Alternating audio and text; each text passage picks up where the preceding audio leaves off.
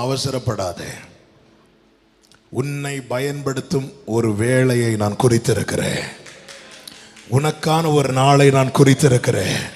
அதுவரை பார்க்கிற எல்லார் பார்வையில நீ ஊமையானாதான் இருப்ப. ஆமென். நீ அவசரப்படாத. ஆமென். ஊழியத்தின் ஆரம்பத்திலலாம் ஏதாவது பிரசங்கம் கிடைச்சிட்டுனா இப்படி எங்கள் அப்பா முகத்தையே பார்த்துட்டு இருப்பேன். எதுக்குன்னா இந்த சண்டே ஏதாவது நம்மளை பேச சொல்ல மாட்டாங்களா? அவங்க சொல்ல மாட்டாங்க. திடீர்னு ஒரு நாள் சொல்லுவாங்க, நாளைக்கு இந்த கம்மிங் சண்டே நீ தான் மெடிடேஷன் கொடுக்கணும், ஒரு 15 minutes.